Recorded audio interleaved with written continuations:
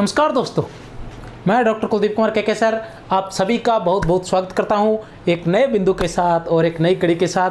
तो साथियों, आज मैं लेकर उपस्थित हुआ हूं हिंदी व्याख्याता के लिए पुस्तकें।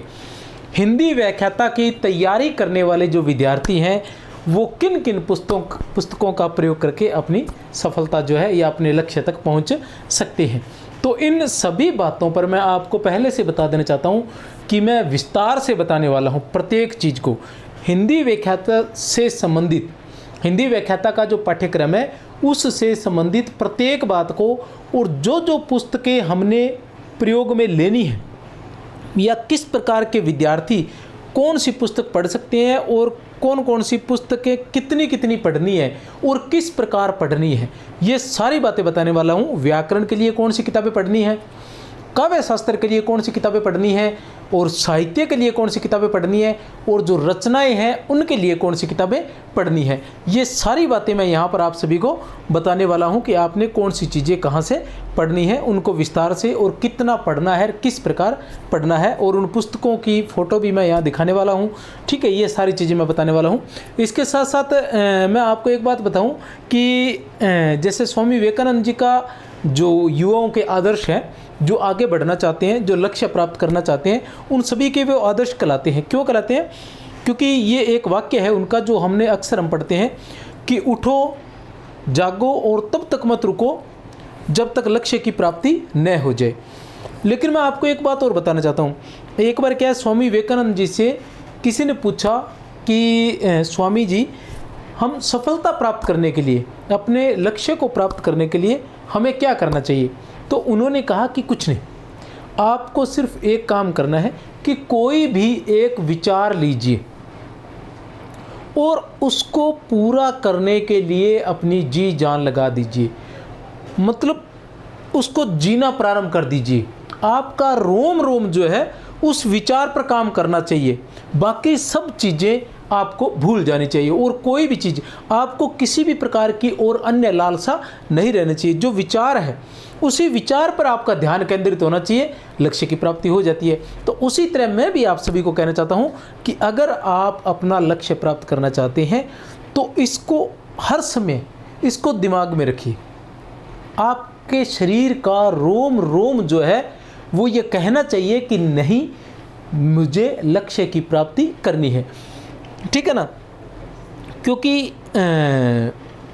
जब तक आप ऐसा नहीं सोचेंगे, क्योंकि अन्य विचार जैसे ही आता है तो कहीं ना कहीं ये वाला विचार जो है वो दिमाग से निकल जाता है, और इस विचार को अगर दिमाग से निकालोगे, जिस लक्ष्य को प्राप्त करना है उसी को अगर दिमाग से निकालोगे तो वो प्राप्त कैसे होगा? हमें जहाँ जाना है दिमाग में वही लक्ष्य रहना चाहिए। अगर बीच में हम कहीं रुकते हैं तो वहाँ पहुँचने में समस्या हो सकती है। तो आप अपने रोम रोम को ये सूचित कर दीजिए और तैयार कर लीजिए कि और किसी भी प्रकार का विचार अगर मन में आता है तो मैं उसे एक्सेप्ट करने वाला नहीं हूँ किसी भी कंडीशन में, जब तक मुझे लक्ष्य की प्राप्ति नहीं हो जाए। और उसके भी बाद उन विचारों की एक लिस्ट बना लीजिए। अगर आपके लिए बहुत ज़्यादा ज़रूरी है ना, तो उन विचारों की लिस्ट बना लीजिए और बात कीजिए कि जैसे ही मैं ये लक्ष्य प्राप्त कर लूँगा उसके बाद इन विचारों पर काम करना शुरू कर दूँगा। जो जो आपके मन में है उन सभी को पूरा करूँगा। और दूसरी बात, अगर इस लक्ष्य तक नहीं पहुंचेंगे तो उन विचारों में से एक भी विचार आपका पूरा नहीं होने वाला है। तो इसलिए उन सभी विचारों को पूरा करने के लिए इस विचार को पहले पूरा कीजिए और उसके बाद सभी कामों की लिस्ट बना लीजिए। पहले अभी बना लीजिए और बाद में एक एक करके उनको फिनिश कर देना। चलो चलते हैं हिंदी व्याख्याता के लिए पुस्तकें। तो हिंदी व्याख्याता का जो पाठ्यक्रम है उसमें क्या क्या चीज़ें हैं उस चीज़ को हम देखते हैं। तो सबसे पहले हम आते हैं हिंदी पाठ्यक्रम में। हिंदी पाठ्यक्रम में हम क्या चीज़ देखते हैं, ये है आपके सामने। एक पार्ट जो है वो व्याकरण का है, एक पार्ट काव्य शास्त्र का है, एक पार्ट साहित्य का है और रचनाएं हैं। ठीक है, अब इन सभी को हम व्याकरण को कहाँ से पढ़ेंगे, हम काव्य शास्त्र को कहाँ से पढ़ेंगे, हम साहित्य को कहाँ से पढ़ेंगे, हम रचनाओं को कहाँ से पढ़ेंगे, इन सभी को आगे चलते हैं और विस्तार से बात करते हैं। ये आई है व्याकरण की बात। सबसे पहले हमारे सामने है व्याकरण। मैं जो बात करूंगा ये मान लीजिए कि प्रमाणिक बात करने वाला हूँ, हवा में तीर बिल्कुल नहीं मारने वाला हूँ। ठीक है ना? और वो सारी बातें मैं आपको बता रहा हूँ। अभी देख लीजिए व्याकरण की हम बात करें तो व्याकरण के लिए एक जो किताब चाहिए वो चाहिए 9 से 12 की व्याकरण की पुस्तक। 9 से 12 की व्याकरण की पुस्तक। इसमें क्या है कि पहले तो ये लगती थी, ये वाली नवीन हिंदी व्याकरण एवं रचना, नवीन हिंदी व्याकरण एवं रचना, सोनदान चारण जी की है शायद ये नवीन हिंदी व्याकरण रचना। पहले 9 से 12 की जो मतलब जो पुस्तक लगती थी वो ये थी। अब जो है वो ये लगने लगी। अगर आपको ये मिलती है तो ये भी देख लीजिए, और ये मिलती है तो और दोनों खरीद सकते हैं तो आप दोनों खरीद लीजिए। नहीं खरीद सकते तो दोनों में से एक खरीद लीजिए, ज़्यादा कोई समस्या आने वाली है नहीं कि ये पढ़ लो या वो पढ़ लो, ऐसी कोई बात नहीं है। और दोनों मिल भी जाएँ तो दोनों नहीं पढ़नी होती है। आपको क्या देखना है, उनमें से देख लेना कि कौन सी आपको, जैसे मान लो ये नवीन हिंदी व्याकरण एवं रचना है जो ये ज़्यादा बेटर है, ठीक है ना, ऊपर वाली से। लेकिन फिर भी अगर ऊपर वाली मिले तो ऐसी कोई बहुत बड़ा अंतर नहीं है कि हाँ मुझे मिली नहीं है, ऐसी कोई बात नहीं है। तो दोनों में से कोई भी एक किताब पढ़ सकती हैं। एक बात ये। दूसरी बात ये है आपको नियम याद रखने के लिए। प्रॉपर जो नियम है शुरुआत में आप पढ़ेंगे तो आपको डर नहीं लगेगा, ठीक है ना। और जो बहुत ही सरल भाषा में व्याकरण को बताया गया है तो आप आसानी से ये पढ़ेंगे तो आपको डर नहीं लगेगा और बड़ी आसानी से आप आगे बढ़ पाएंगे। एक भूमिका बन पाएगी कि जो वर्ण विचार क्या है, संज्ञा क्या है, सर्वनाम क्या है, संधि क्या है, समास क्या है, ये सारी जो है उपसर्ग प्रत्यय जो है उन सब की एक भूमिका छोटी सी किताब के अंदर बन जाएगी, ठीक है ना। वो किताब, ये किताबें मैं सारी आपको अभी दिखाने वाला हूँ, पहले मैं इन पर बात कर लूँ। फिर रही राघव प्रकाश और मैयासर। मैयासर की ये 2 किताबें हैं, राघव प्रकाश और मैयासर। ये 2 अगर आपने विस्तार से पढ़ना है तो जो राघव प्रकाश सर है इनमें कुछ किताबें विस्तार से हैं, कुछ बिंदु विस्तार से हैं और कुछ बिंदु विस्तार से नहीं है, लेकिन वर्तमान में जो किताब आई है उसमें है लगभग, ठीक है ना। और मैयासर, इन दोनों में से एक किताब ले आइए अगर आपने विस्तार से, बहुत अधिक विस्तार से पढ़ना है, गूढ़ अध्ययन करना है। लेकिन इनको पढ़ने से पहले इनको न पढ़े, ठीक है ना। इनको पढ़ने से पहले इनको न पढ़े, नियम ज़्यादातर यहाँ से पढ़े, यहाँ से ज़्यादातर उदाहरण करने की कोशिश करें, ठीक है ना। और दोनों में से एक ही लेकर आनी है, दोनों नहीं लानी। दोनों ले आएंगे तो परेशान रहेंगे। हाँ, कोई पुराने महारथी हैं तो वो 2 की चाहे 4 लाए, 10 लाए, 20 लाए, उससे कोई फ़र्क नहीं पड़ता है। वो चाहे तो चूज कर करके, जैसे मान लो इसमें से उदाहरण कर लिए, फिर इसमें से कर लिए, फिर मैयासर से देख लिया कौन सा टॉपिक अच्छा है, इस तरह से अगर सेलेक्ट करने की उसके अंदर क्षमता पैदा होगी तो। लेकिन बात ये हमेशा ध्यान में रहनी चाहिए कि अगर ये किताब आपको याद हो गई है, ठीक है ना, तो भी इसमें उदाहरण नाम मात्र के हैं, इसलिए उदाहरण के लिए इनमें से एक किताब लानी पड़ेगी, ठीक है। इनमें से अगर राघव प्रकाश ले आते हैं तो आपको मैयासर लाने की आवश्यकता नहीं है, ठीक है ना। और अगर आप लाते हैं तो आप उस कंडीशन में लाइए जब आपको लगे कि राघव प्रकाश में से एक भी क्वेश्चंस मुझसे गलत होने वाला नहीं है, मुझे सारी आती है, तब इसको ला के आप देख सकते हैं। और अगर नियमों में कहीं कोई ज़्यादा फेरबदल लगती है तो उसके लिए समय बर्बाद न करें, अपने शिक्षक से पूछने का प्रयास करें, अपने मित्रों से पूछने का प्रयास करें, किताबों से माथापची मत करें। कारण ये है क्योंकि प्रत्येक किताब के अंदर, चाहे वो राघव प्रकाश सर की है, चाहे वो मैयासर की है, चाहे नवीन हिंदी व्याकरण है, चाहे ये है, चाहे कामता प्रसाद गुरु है, चाहे हरदेव बारी है, कोई भी किसी प्रकार की जितनी भी पुरानी किताबें थी उन सब के अंदर क्या है, कहीं न कहीं नियमों की जो है वो, ठीक है ना, आपस में टकराहट है, ठीक है ना। तो ये ध्यान रखना है, अपने को नियम बदलने नहीं है, जो है वो चल जाएगा जितने आपको। और जो विवादास्पद होते हैं वो आते ही नहीं है, आ भी जाए तो वो डिलीट हो जाते हैं। तो इस पर चिंता कभी नहीं करनी, इसके लिए समय बर्बाद न करें क्योंकि उस चीज़ के लिए समय बहुत ज़्यादा बर्बाद हो जाता है। फिर आता है हिंदी शब्द अर्थ, हिंदी शब्द अर्थ प्रयोग, डॉक्टर हरदेव बारी की। ये भी आप एज ला सकते हैं तो सहायक पुस्तक के रूप में लाकर रख सकते हैं।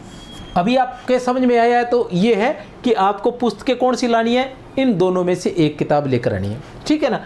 और ये जो है एक ये लेके, इन दोनों में से एक और इन दोनों में से एक, 2 किताबें हो गई, ठीक है ना। तीसरी किताब चाहे तो आप ये ला सकते हैं सहायक पुस्तक के रूप में पढ़ने के लिए, अपने पास, आपके पास रखने के लिए। नहीं ला सकते हैं तो भी ये दोनों किताबें बहुत है। और इनके अलावा एक किताब और बता देना चाहता हूँ, जैसे ये है वस्तुनिष्ठ प्रश्नों के लिए, ये मुमल की एक किताब है। वस्तुनिष्ठ प्रश्नों के लिए पुराने प्रश्न भी आते हैं इसके अंदर, तो वो पढ़ सकते हैं, उससे वस्तुनिष्ठ प्रश्न भी आपके हो जाएंगे। इस तरह से ये जो किताबें हैं ये आप यूज कर सकते हैं। उसके अलावा एक ही अपनी संकुल मार्गदर्शन नाम से है, ये अपनी खुद की किताब है, अगर आपकी इच्छा हो तो। इसमें क्या रहेगा कि इसमें बहुत से वस्तुनिष्ठ प्रश्न दिए गए हैं, व्याख्या सहित दिए हैं, ये अपनी है, मेरी है, ठीक है ना, व्याख्या सहित प्रश्न दिए गए हैं। और जो नियम है जैसे संज्ञा है, सर्वनाम है, क्रिया है, विशेषण है, ठीक है ना, अन्य जितने भी संधि है, समास है, इन सब की एक शॉर्ट ट्रिक दी गई है, ठीक है ना, चार्ट के माध्यम से एक शॉर्ट ट्रिक दी गई है। उस चार्ट को पढ़ते ही आप पूरी समझ जाएंगे। उसके बाद नियम भी जो है ये सारी किताबें पढ़कर बड़े ही सरल तरीके से दिए गए हैं, बहुत ही आसान तरीके से उन नियमों को समझाने का प्रयास किया गया। तो चाहे तो ये भी ला सकते हैं, लेकिन सहायक पुस्तक के रूप में सबसे महत्वपूर्ण ये रहेगी, ठीक है ना, ये जो किताब है इन दोनों में से एक सबसे महत्वपूर्ण रहेगी, और उसके अलावा इनमें से एक किताब रहेगी, और उसके बाद इनमें से कोई भी ला सकते हैं। उसके बाद व्याकरण में एक अभिव्यक्ति और माध्यम आती है, उसके लिए केवल अभिव्यक्ति और माध्यम की 9 से 12 की आप किताब उठा के ला सकते हैं। उसके अलावा मेरी ये गाइड आती है, उसके अंदर मैंने ये एक एक बिंदु ये दे रखा है, चाहे तो आप ले सकते हैं। तो ये किताबें आपके सामने हैं। अब मैं एक बार फिर से आपको बता देना चाहता हूँ कि आपको इनमें से कौन सी किताबें लेके आनी है, एक, ठीक है ना, इनमें से एक 2 किताबें, ठीक है ना, और इनमें से ये जो वस्तुनिष्ठ किताबें हैं 2, इनमें चाहो तो एक ले आओ, ज़्यादा से ज़्यादा आप 3 किताबें ला सकते हैं। और वैसे सहायक पुस्तक के रूप में एक ही हरदेव बारी वाली, ठीक है ना, ये आप लाकर रख सकते हैं चाहे तो। अब मैं दूसरी बातें करना चाहता हूँ कि इसके बाद मैं साहित्य के बारे में बताऊंगा, ठीक है ना, फिर काव्य शास्त्र के बारे में। अब कुछ विद्यार्थी जो कहेंगे कि कामता प्रसाद गुरु की किताब, इसकी किताब, उसकी किताब, तो मैं आपको बता दूं कि कामता प्रसाद गुरु अभी अपने पढ़ने के लिए नहीं है, कोई बहुत ज़्यादा महारथी है या लंबे समय से तैयारी कर रहा है और हिंदी में उसकी बहुत अच्छी पकड़ है, किसी जीके की वजह से या मनोविज्ञान की वजह से अगर वो रह रहा है, ठीक है ना, तो वो कामता प्रसाद ले आए। आपके पास पैसे हैं, आप ला सकते हैं तो ला कर रख सकते हैं। लेकिन एक बात हमेशा ध्यान रखें, ज़्यादा किताबें पढ़ने से कन्फ्यूजिंग बढ़ती है और याद कम रह पाता है, क्योंकि अगर मैटर ज़्यादा होगा तो ज़्यादा पढ़ेंगे, समय आपका ज़्यादा लगेगा, रिवाइज हो नहीं पाएगा, रिवाइज नहीं हो पाएगा तो समस्या क्रिएट होगी। क्योंकि उदाहरण जो है वो इन 2 किताबों में बहुत अधिक है, आप जितने मर्जी पढ़ लीजिए, और आखिरी समय में वस्तुनिष्ठ प्रश्नों के लिए आप ये हमारी किताब भी पढ़ सकते हैं चाहे तो, ठीक है ना। अब ये जो किताबें हैं, इन किताबों के बारे में बता दूं, जो ये किताबें हैं ये है नवीन हिंदी व्याकरण और रचना प्रबोध, ये आप देख सकते हैं, ठीक है ना, ये सोनदान चारण जी की किताब है। और दूसरी किताब जो आजकल चल रही है वो ये किताब है, आप देख सकते हैं, इस किताब को नाम देख सकते हैं, ठीक है ना, ये किताबें हैं। और उसके बाद मैंने बताई थी हरदेव बारी जी की, हरदेव बारी जी की किताब ये है, ये देख सकते हैं। अभी ये पढ़ गए थोड़ी ऐसी, तो दूसरी प्रति होगी शायद ऐसी ये देख सकते हैं, ठीक है ना, ये है, इसका नाम क्या है, ये अंदर वाला पेज और दिखा देता हूँ, ये देख लीजिए, ठीक है ना, ये है। उसके अलावा मैंने आपको बताया था राघव प्रकाश जी के लिए, ये राघव प्रकाश जी की किताब, ये जानते हैं, ये राघव प्रकाश की मैंने 1 है, 2 है और एक आधी और पड़ेगी, ये 2-3 किताबें मेरे पास है, ये 2-3 किताबें मैंने पढ़ के, ठीक है ना। अब बात रही दूसरी, और ये है मैया सर की किताब है, ठीक है ना, और ये आप देख सकते हैं अपनी किताब है, हिंदी व्याख्याता के लिए 7200, ठीक है ना, ये अपनी किताब है, ये पूरी गाइड है, ठीक। और ये है अभिव्यक्ति और माध्यम जो 9 से 12 में लगती है, ठीक, 9 से 12 में अभिव्यक्ति और माध्यम जो 9 से 12 में लगती है। उसके अलावा मैं आपको बता दूं कि व्याकरण की जो किताबें,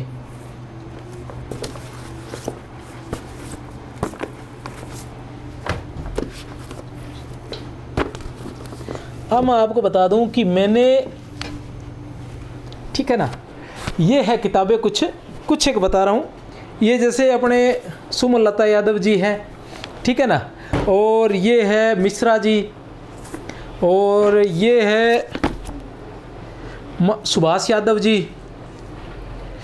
ये है राघव प्रकाश जी, एक बार फिर से, ये है डॉक्टर पृथ्वीनाथ पांडे, ठीक है ना, सामान्य हिंदी नालंदा से प्रकाशित, ये है डॉक्टर हरदेव बारी की एक अन्य पुस्तक है, ठीक है ना, और ये है किरण की, और ये है भाषा विज्ञान डॉक्टर भोलानाथ तिवारी की, ये है कामता प्रसाद की, और ये भी कामता प्रसाद है। ये दोनों पढ़ने की वजह से ये ज़्यादा पढ़ी हुई है दोनों के दोनों।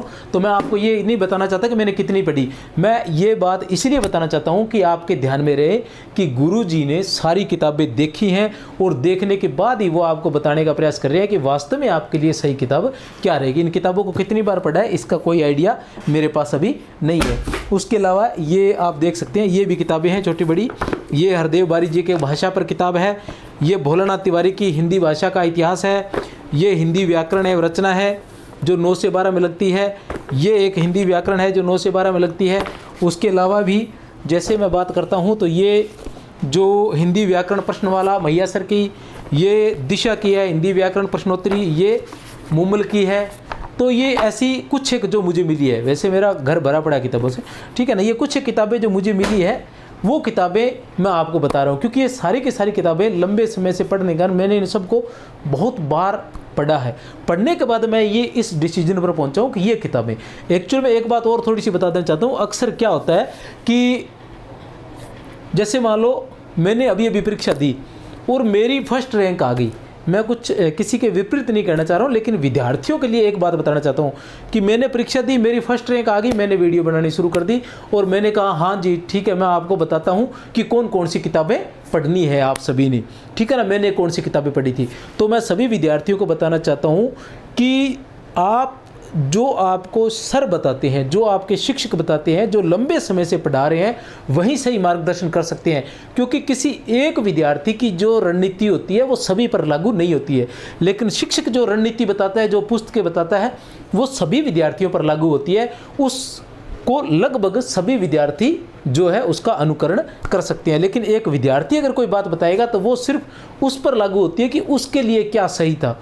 इसलिए शिक्षक की बात का ध्यान दे, न कि कोई अगर ऐसा कहता है कि नहीं हाँ ये किताब पढ़ ले।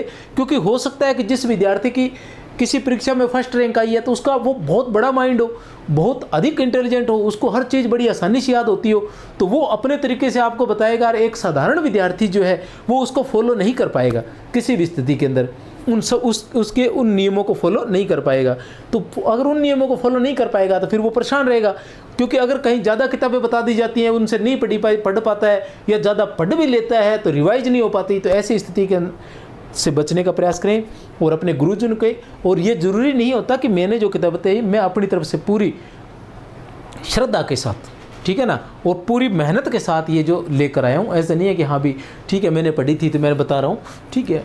और उसके अलावा जो भी गुरुजी, इनके अलावा अलग किताबें भी अगर दूसरे सर जो हैं जिनके मार्गदर्शन में आप पढ़ रहे हैं, अगर वो जो किताबें बता रहे हैं और वो लगातार पढ़ा रहे हैं तो उनका अनुसरण करें। ये ज़रूरी नहीं है कि मैंने जो बताई है वही अनुसरण करें, ठीक है ना, क्योंकि सर जो बताएंगे वो सही रहेंगे। लेकिन आपको ये ध्यान रहना चाहिए कि जो जिन सर से आप पढ़ रहे हैं, जो सर आपको बता रहे हैं, वो क्या लंबे समय से पढ़ा रहे हैं या नहीं है, या लंबा अनुभव उनको है या नहीं है, ठीक है ना। तो इस तरह से आप सभी ने इन बातों का ध्यान रखना है, इन चीज़ों से बचना है। अब आइए बात करते हैं साहित्य की, ठीक है ना, ये किताबें होगी। अब काव्य शास्त्र की बात करते हैं।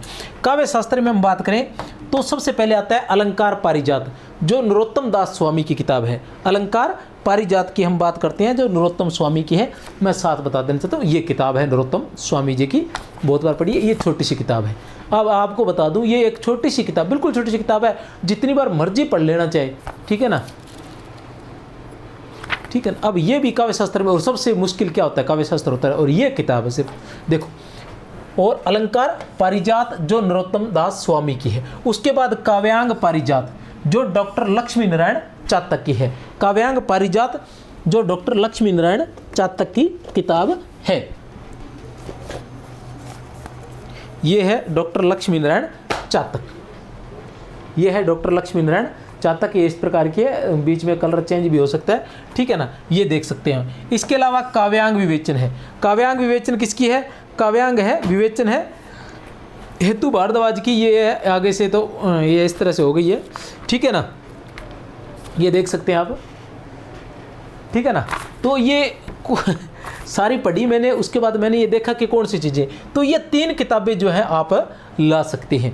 उसके अलावा किताबें बाजार के अंदर बहुत है, कहने से तात्पर्य जैसे वेंकट शर्मा की किताब पढ़ी है, विवेक शंकर जी की हर तरह की किताब आ रही है, भगीरथ मिश्र जी की किताब है, वो आप पढ़ सकते हैं। और इनमें से कोई 2 किताबें ही पढ़नी है आपने। इनमें से क्या करना है, कोई 2 किताबें ही पढ़नी है। और इनके अलावा मैं आपको एक बात और बता दूं कि अगर आपने हर तरह के उदाहरण सभी किताबों से, चाहे डॉक्टर वेंकट शर्मा है, चाहे विवेक शंकर जी है, चाहे भगीरथ मिश्र जी है, चाहे मिश्रा जी है, ठीक है ना, इन सभी के उदाहरणों से, ठीक है ना, अगर देखने हैं तो ये रहा संकुल मार्गदर्शन के सर, वस्तुनिष्ठ किताब आई हुई है। इनकी व्याख्या भी है, व्याख्या सरल भाषाओं में, सरल भाषा के अंदर छोटी छोटी है।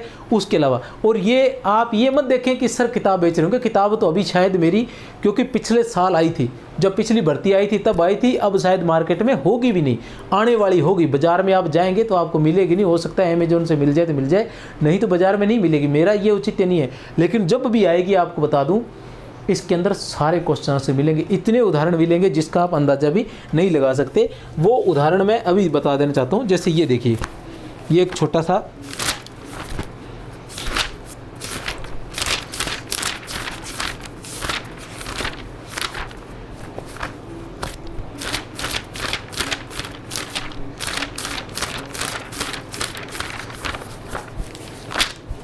ये देखिए, ये तो है व्याकरण।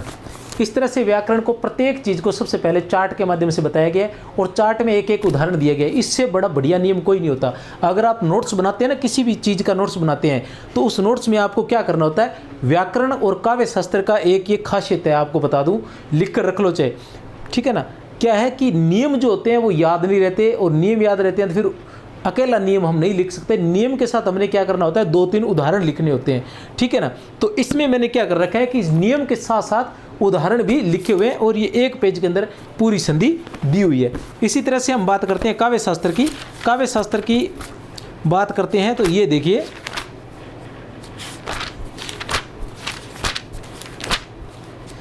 इसके अंदर मैंने कितने उदाहरण दिए हुए हैं।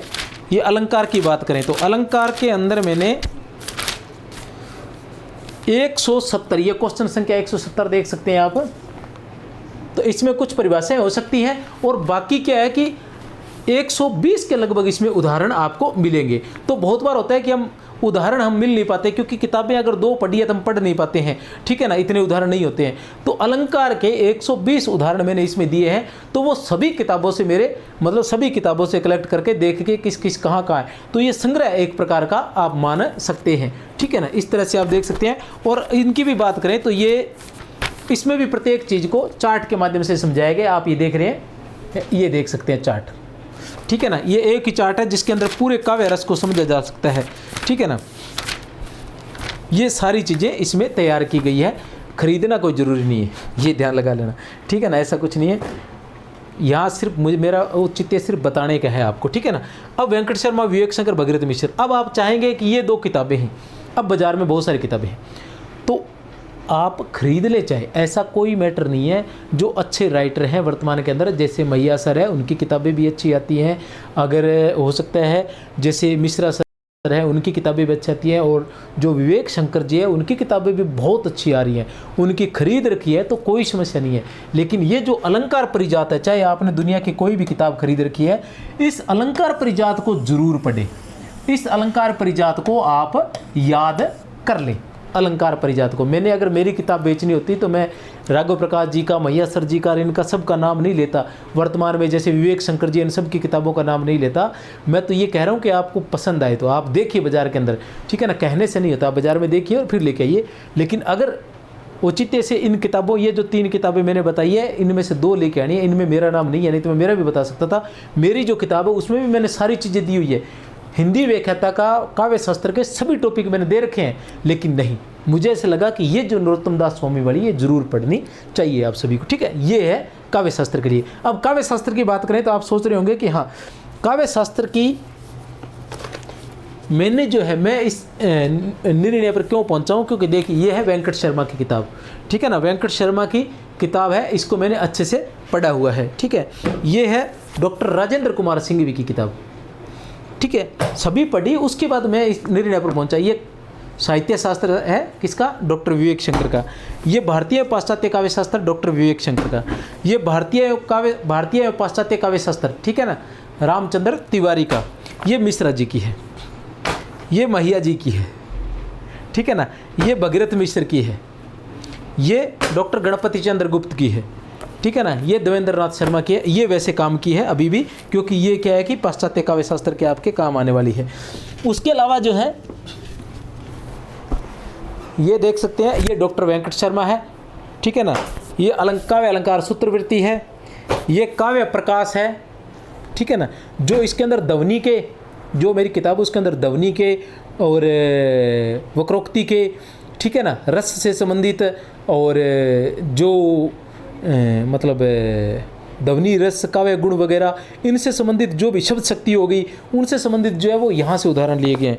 यह है काव्य प्रकाश मम्मट का, यह है वक्रोक्ति जीवितम कुंतक का, ये भी है वक्रोक्ति सिद्धांत भी अपने हैं व्याख्याता में। ये वक्रोक्ति जीवंत की जीवितम की, ये ओरिजिनल पुस्तकें हैं, ठीक है ना, बहुत पुरानी।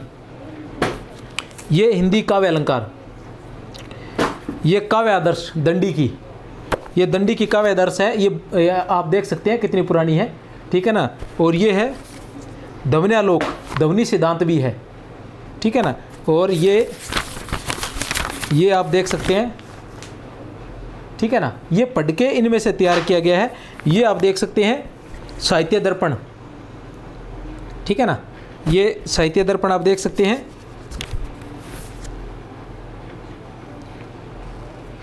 ये फिर साहित्य दर्पण की दूसरी किताब, ये नाट्य शास्त्र की 2 किताबें हैं भरतमुनि के नाट्य शास्त्र की। तो ये सारी पढ़ने के बाद मैं इस निर्णय पर पहुंचा कि आपको किस प्रकार की किताबें पढ़नी चाहिए। ये सारी किताबें नहीं है, ये तो जो मैंने पढ़ी है उनका बहुत कम, ऐसे मानो कि 10% ही है जो मैंने पढ़ी है, लेकिन इनके बारे में ये अभी सामने आ गई तो मैं इन सभी को आपको बता रहा था। तो अभी समझ में आ गया होगा कि ये 3 किताबें हैं, 3 में से आपने 2 ही लेकर आनी है और आपका काम हो जाएगा।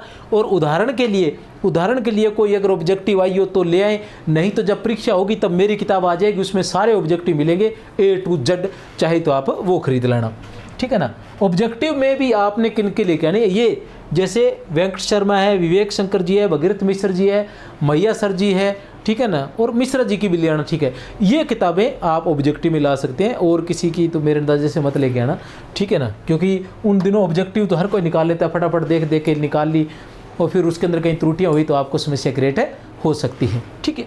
इसके बाद साहित्य, ये सबसे प्रिय विषय रहता है मेरा, तो धमाकेदार है, मुझे तो इसमें जितना आनंद आता है ज़िंदगी में किसी चीज़ में आनंद नहीं आता, ठीक है ना। साहित्य के लिए मैंने सबसे पहले जो बात की है वो की है गाइड की। अब क्या है कि बड़े बड़े विद्वान आपको कहेंगे गाइड नहीं पढ़नी चाहिए, गाइड नहीं पढ़नी चाहिए, गाइड नहीं पढ़नी चाहिए, तो मैं तो ऐसा नहीं कहूँगा, क्योंकि मैं तो वही बात कहूँगा जो वास्तव में सच्चाई है, ठीक है ना। न तो मैं बड़ा विद्वान हूँ, न मैं बड़ी बड़ी बातें करने वाला हूँ, जो वास्तव में स्टूडेंट को क्या चाहिए धरातल पर वही बात करूँगा। ये जो गाइड है ना, ये गाइड आपके लिए बहुत ज़रूरी होती है, ठीक है ना। जो वर्तमान में अच्छे राइटर है, इतनी आपको समझ है, ठीक है ना, वर्तमान में जो अच्छे राइटर हैं जिनकी ठीक चल रही है, जो अच्छा पढ़ा रहे हैं, ठीक है ना, तो उनकी आपको गाइड लेकर आनी चाहिए। गाइड क्या है, साहित्य के लिए काम किया प्रत्येक बिंदु के लिए, क्योंकि गाइड क्या करती है, आपको गाइड करती है, आपका मार्गदर्शन करती है। अगर आपके पास शिक्षक नहीं है तो वो आपका मार्गदर्शन करती है। किसी के पास नोट्स है तो आप मत लेके आइए, तो चाहे आप मत लेके आइए, रेगुलर आप किसी के स्टूडेंट हैं तो मत लेके आइए चाहे, ठीक है ना। लेकिन आप स्टूडेंट नहीं है, लगातार किसी शिक्षक के मार्गदर्शन में नहीं पढ़ रहे हैं, घर पर सेल्फ स्टडी कर रहे हैं, तो आपको गाइड जरूरी है। अब गाइड का क्या रहता है कि गाइड में आपने देखना होता है कि एक तो गाइड क्या है कि सभी के सभी बिंदु पाठ्यक्रम को देखते हुए सारे के सारे बिंदु कवर कर जाती है, तो आपका कोई भी बिंदु गाइड में पढ़ने से अछूता नहीं रहता, एक बात। दूसरी बात यह है आपका पाठ्यक्रम पूरा होता है।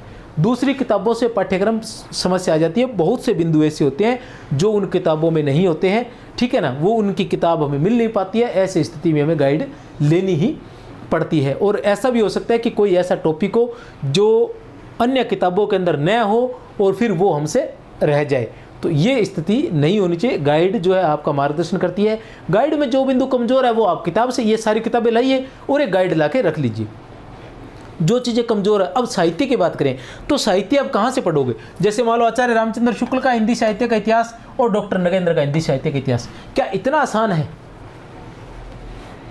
क्या सारे प्रश्न यहीं से पूछे जाते हैं? आचार्य रामचंद्र शुक्ल के हिंदी साहित्य के इतिहास से, डॉक्टर नगेंद्र के इतिहास से पूछे जाते हैं, क्या गाइड से नहीं आते कोई? ठीक है ना। तो मैं आपको बताना चाहता हूँ कि जब आचार्य रामचंद्र शुक्ल लगते ही कोई बच्चा पढ़ेगा ना, तो उसके समझ में ही नहीं आएगा कि क्या है। और नगेंद्र तो उससे भी भयंकर है। नगेंद्र अब इतनी बड़ी किताब है। अब ये देखिए, ये किताब है नगेंद्र की, ये नगेंद्र की किताब है, इतनी बड़ी किताब है। अब बच्चा इसको पढ़ेगा, क्या पढ़ेगा, और ये भी छोटे छोटे अक्षरों में, देखिए, ठीक है ना। इतना आसान नहीं है, मुझे पता है, कोई कितना भी कहे, मुझे पता है कि ये कैसे पढ़ी जाती है, ठीक है ना। और फिर पढ़ना अलग बात है, याद करना और भी तकड़ी बात है। याद कैसे होती है, याद कैसे होगी, ठीक है ना, अंदर जाएंगे तो आपको पता चलेगा। तो कहने का तात्पर्य कि गाइड जो है, कोई गाइड बना रहा है, अच्छा राइटर बना रहा है, ठीक है ना, तो वो क्या कर रहा है, वो ऐसे थोड़ी है कि वो अपनी तरफ से क्वेश्चन आंसर बना रहा है, वो यहीं से तो बना रहा है ना।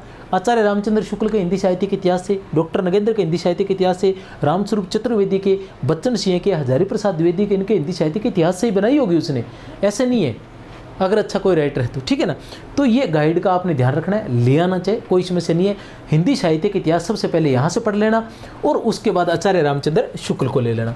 आचार्य रामचंद्र शुक्ल को तो आप ऐसे ले लीजिए कि ये आपकी एक डायरी है, ये है पुराना जो ऐसा हो गया पढ़ने से, और ये है नया भी, ठीक है ना। तो आचार्य रामचंद्र शुक्ल को तो आप ऐसे ले लीजिए, ये इतनी सी किताब है, देखिए, बड़ी नहीं है। आप चाहें तो इसके 3 पार्ट कर सकते हैं, और चाहे तो इसके 4 पार्ट कर सकते हैं। 4 पार्ट कीजिए, ऊपर पेज लगाइए इसके ऊपर, ठीक है ना, और इसको अपने पास रखिए, हमेशा हमेशा अपने पास रखिए, ऐसे रखिए, ऐसे जेब में। 4 पार्ट करने के बाद ये बिल्कुल पतली सी हो जाएगी। 4 पार्ट करने के बाद इसकी जो है ये इससे भी कम हो जाएगी, ये जो है इससे भी छोटी हो जाएगी। इसको ऐसे रखिए हमेशा, और अपने पास रखिए, चाहे तो जेब में रखिए, चाहे कहीं रखिए, लेकिन हमेशा अपने पास रखिए, जब भी मौका मिले पढ़ते रहिए। मतलब रीतिकाल तक ये जो किताब है कहाँ तक काम आने वाली है,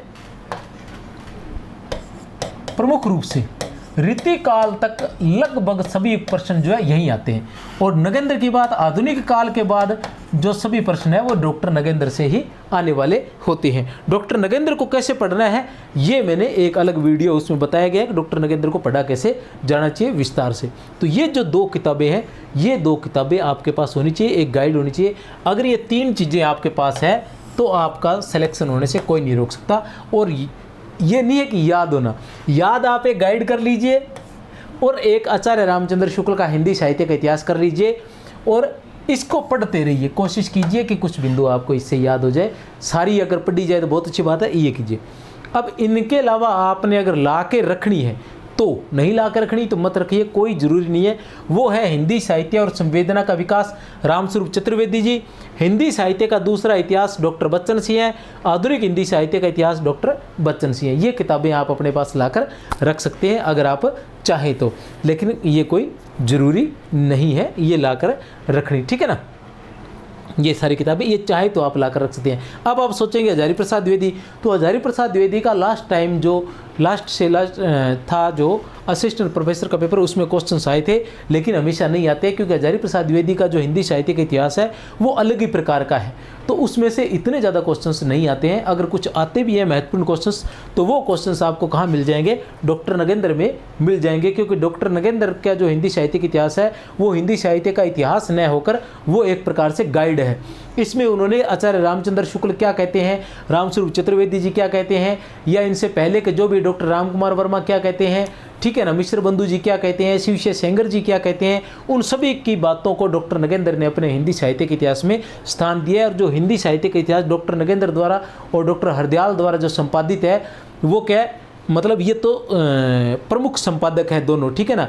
ये एक संपादक मंडल द्वारा हिंदी साहित्य का इतिहास तैयार किया गया है। तो उस समय के जो सबसे बड़े साहित्यकार थे उन्होंने अपने अपने क्षेत्र को इसमें किया है, इसके बारे में मैंने विस्तार से बताया हुआ है, ठीक है ना। इसके अलावा जो साहित्य की बात है तो वो मैं बता देना चाहता हूँ आपको कि एक अपनी किताब आती है संकुल मार्गदर्शन नाम से, और अभी हो सकता है बाजार में मिले, न मिले तो आ जाएगी संकुल मार्गदर्शन के नाम से। पहले जो किताब थी उसमें संकुल मार्गदर्शन के अलावा 7200 वस्तुनिष्ठ प्रश्न भी लिखा हुआ था।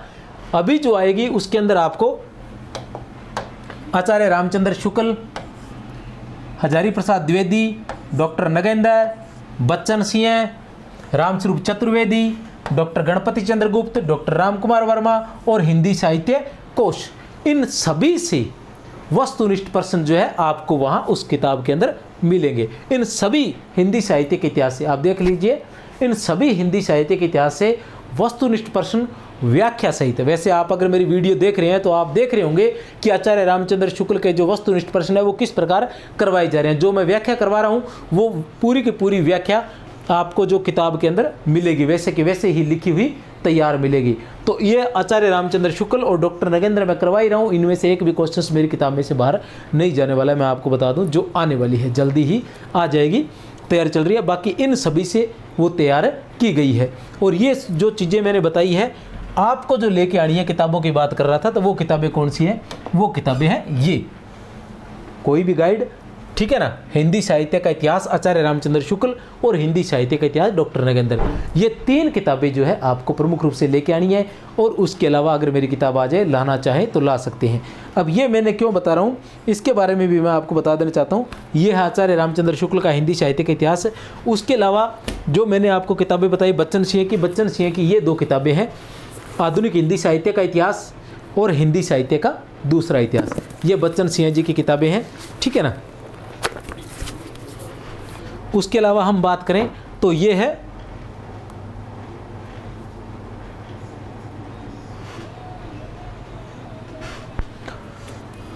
रामस्वरूप चतुर्वेदी जी का, रामस्वरूप चतुर्वेदी जी का हिंदी साहित्य और संवेदना का विकास, ठीक है ना। ये मेरी पहली किताब है जो मैंने पूरी पढ़ दी थी। पहली बार इस किताब को मैंने पढ़ा था, ठीक है ना, उसके बाद शुक्ल को पढ़ा था। और ये है डॉक्टर इसकी हजारी प्रसाद द्विवेदी जी की हिंदी साहित्य का आदिकाल, हिंदी साहित्य की भूमिका और हिंदी साहित्य उद्भव और विकास। ये किताबें मैं खाली आपको बता रहा हूँ, इसलिए बता रहा हूँ क्योंकि हमने जो क्वेश्चन आंसर तैयार किए गए वो यहीं से किए गए हैं। इसके अलावा कोई ऐसी किताब नहीं है जो हमने पढ़ी न हो। हिंदी के निर्माता, ये हिंदी साहित्य युग और प्रवृत्तियाँ, ठीक है ना, प्रोफेसर शिव कुमार, ये राजकुमार उपाध्याय मणि, और ये है हिंदी नाटक बच्चन सिंह है, ये है गणपति चंद्र गुप्त साहित्यिक निबंध, और ये वो साहित्य सीरीज, प्रतियोगिता साहित्य सीरीज जिसकी किताबें अक्सर बच्चे पढ़ते रहते हैं और सबसे ज़्यादा इसी किताब को पढ़ते हैं, ठीक है ना। अच्छी किताब है, आप भी पढ़ना चाहें तो पढ़ सकते हैं सहायक पुस्तक के रूप में, ठीक है। उसके अलावा ये सुमन राजे का हिंदी साहित्य का आधा इतिहास, हिंदी साहित्य का इतिहास कुमार सर्वेश, और एक किताब और याद आ गई, यह है हिंदी साहित्य का संक्षिप्त इतिहास जो 9 से 12 में लगती है। एक रीडिंग इसकी जरूर मारे, एक ही बार पढ़ें और मुख्य बातें जो है उसके नोट्स बना लें। यह है हिंदी साहित्य का इतिहास, लक्ष्मी सागर वार्ष्णेय, बहुत अच्छी किताब है, ठीक है। इसके अलावा ये वर्तमान में जो है गणपति चंद्र गुप्त का हिंदी साहित्य का इतिहास, गणपति चंद्र गुप्त के भी 2 थे, ये रहा दूसरा हिंदी साहित्य का इतिहास, 2 पार्ट थे गणपति चंद्र गुप्त के भी। ये विवेक शंकर जी की किताब है, ये कुसुम राय जी की, ये है पुनीत राय, और ये है हिंदी साहित्य का आलोचनात्मक इतिहास डॉक्टर राम कुमार वर्मा, ठीक है। और वर्तमान में आप पढ़ना चाहें तो ये है विवेक शंकर जी की किताबें कुछ, ये भी बहुत महत्वपूर्ण है। हिंदी गद्य साहित्य, ये है बाबू गुलाब राय की हिंदी साहित्य का सुबोध इतिहास, ये है हिंदी साहित्यिक निबंध डॉक्टर रेणु, साहित्यिक निबंध गणपति चंद्र गुप्त, हिंदी नाटक उद्भव और विकास डॉक्टर दशरथ शर्मा, हिंदी साहित्य का प्रवृत्ति मूलक अभिनव इतिहास डॉक्टर विवेक शंकर, ठीक है ना। ये बहुत सी किताबें हैं यहाँ, ठीक है ना। ये हिंदी साहित्य कोश भी है। तो ये सारी चीज़ें आप कर सकते हैं। अब कुछ चीज़ें और थी, जैसे मैं एक बात और बताना चाहता था कि अंत में रचनाएं आती हैं। तो रचनाओं के लिए क्या होता है कि बाज़ार में से आपको वो गाइड या वो किताब खरीद के लानी है। वैसे तो गाइड में आ जाएगी, नहीं तो अलग से किताबें आती हैं। तो चाहे तो आप अलग से किताब खरीद सकते हैं, जैसे ये है बिहारी रत्नाकर के लिए ये किताब है, ये व्याख्या सहित है, ठीक है ना। इसको आप खरीद सकते हैं। ये देखिए इसमें व्याख्या भी दे रखी है और उसके शब्दार्थ भी दे रखे हैं अच्छे से, ठीक है ना, ये किताब। लेकिन 25 के लिए आप खरीद नहीं सकते। तो उसके लिए कोई भी जो उन दिनों किताबें आएंगी, किस प्रकार की किताबें आएंगी मैं आपको बता देना चाहता हूँ। ये पढ़ी है एक किताब, जैसे एक तो ये आ रखी है डॉक्टर विवेक शंकर की आई थी, और एक ये डॉक्टर KR मैया की आ रखी है, जैसे आधुनिक काव्य एवं कथा साहित्य, ये वैसे असिस्टेंट प्रोफेसर की थी। इस प्रकार की उन दिनों क्या काफ़ी सारे किताबें आएंगी, क्योंकि सिंगल आप किताब लाएंगे तो आप परेशान हो जाएंगे।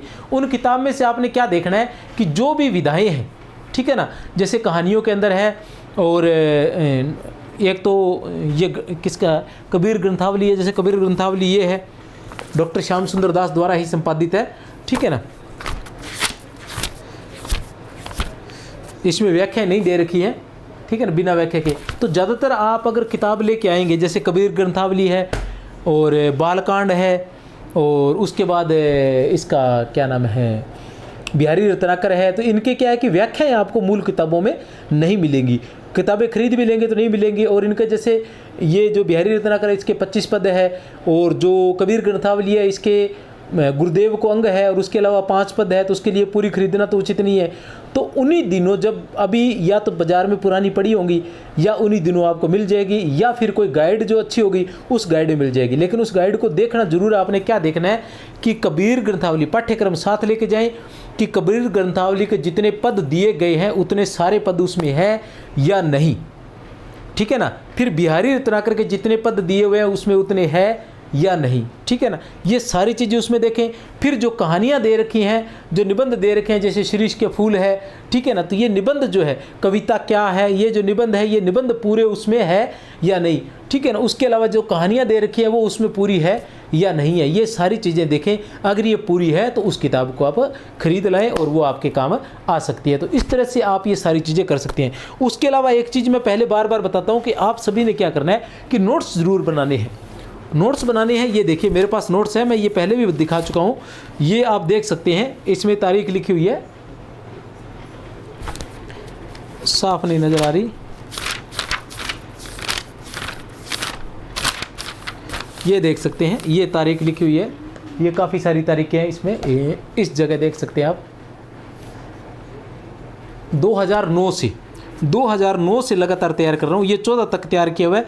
उसके बाद 15-16 में, ठीक है ना, पुस्तकें लिखने लग गया था मैं, और 17 में अपनी पहली पुस्तक आ गई थी, तो ज़्यादातर पुस्तक के रूप में अब रहते हैं, अब टाइप करवा लेता हूँ, ठीक है। तो अपने नोट्स ज़रूर बनाएं।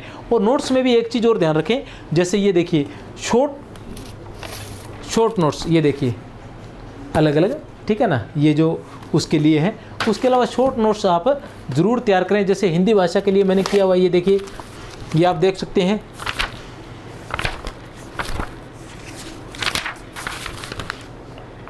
ठीक है ना। शॉर्ट नोट्स अवश्य तैयार करें, ताकि, और वो किस प्रकार तैयार करने हैं कि प्रत्येक काल को, जैसे आदिकाल है तो आदिकाल 1 पेज में आपका तैयार होना चाहिए। आदिकाल जो है वो 1 पेज में आपका तैयार होना चाहिए।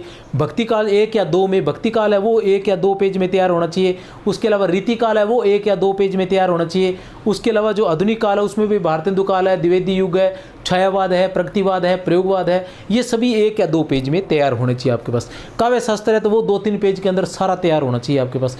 इस तरह से आपको ये चीज़ें तैयार करनी है कि जाते वक्त आप उनकी रीडिंग मार सके। ये चीज़ें आपके पास ज़रूर होनी चाहिए। इस तरह के नोट्स आपको ज़रूर बनाएं। उसके अलावा जो मुख्य बातें हैं उनको भी लिखते रहें। जो तथ्यात्मक जानकारी है उसको चार्ट में लिखकर कहीं लगा दें, ताकि वो आपके सामने बार बार आ सके। कुछ चीज़ें ऐसी होती है जिनको आप रिकॉर्ड कर सकते हैं, हमेशा उनको सुन सकते हैं। और सबसे जो महत्वपूर्ण बात है वो है कि आचार्य रामचंद्र शुक्ल का हिंदी साहित्य का इतिहास हमेशा अपने पास रखें। जब भी बस में कहीं आना जाना हो या सफ़र करना हो तो उसको पढ़ते रहे हमेशा।